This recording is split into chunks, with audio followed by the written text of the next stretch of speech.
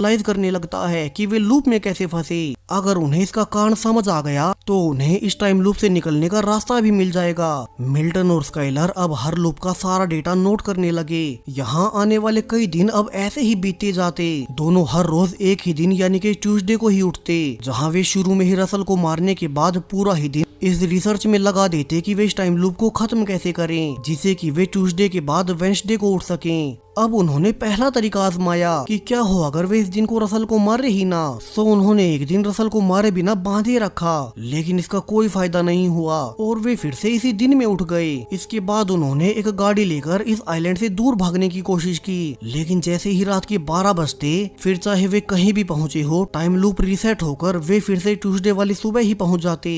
दोनों ही अब बहुत सारे लूप्स के बाद फाइनली थक ही गए, क्योंकि वे अब तक इस लूप से निकलने की हर संभव कोशिश कर चुके थे। जितने भी प्लान्स मिल्टन ने बनाए, इस टाइम लूप से निकलने के उनके सारे प्लान फेल हो गए। और जब मिल्टन ने भी हार मान ली तो स्काइलर अब उसे कुछ दिखाने के लिए अपने साथ ले जाने लगती है। अब तक वो उसे एक बहुत बड़ा राज छिपा रही थी और आगे जाकर एक पहाड़ी के पीछे जो कुछ भी मिल्टन ने देखा कि उसके पैरों के नीचे से जमीन निकल जाती है। और यहाँ से कहानी का दूसरा बड़ा ट्विस्ट आया।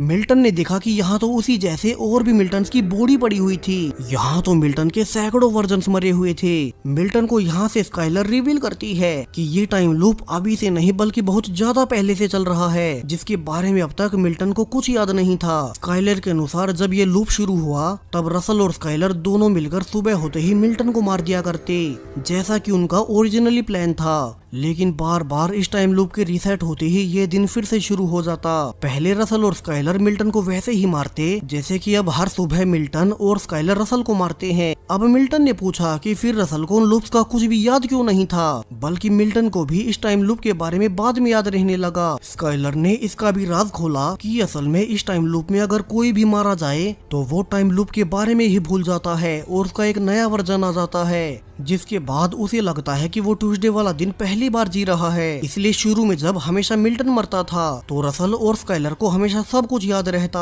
और वे मिल्टन की बॉडी को यहीं पहाड़ी के पीछे फेंक देते। वहीं बाद में जब मिल्टन और स्काइलर रसल को मार देते तो इसके बाद रसल को टाइम लूप का कुछ भी याद नहीं रहता, क्योंकि रसल के मरने के बाद हर एक टाइम लूप में उसका नया वर्जन होता। वहीं स्काइलर खुद कभी इस टाइम लूप में मारी नहीं गई, इसलिए उसे इस टाइम लूप के शुरू होने से लेकर अब तक सारी मेमोरीज याद हैं। यानी कि इस टाइम लूप के नियम बहुत सिंपल हैं। अगर कोई टाइम लूप के दौरान मारा गया तो उसे अगले लूप में कुछ याद नहीं रहेगा, लेकिन जो कोई भी जिंदा रहा उसे पिछले लूप की सारी मेमोरीज याद रहेंगी। अब मिल्टन के गुस्सा होने पर स्काइलर ने सब बताया, कैसे जब वो रसल के साथ इसी टाइम लूप से निकल नहीं पाई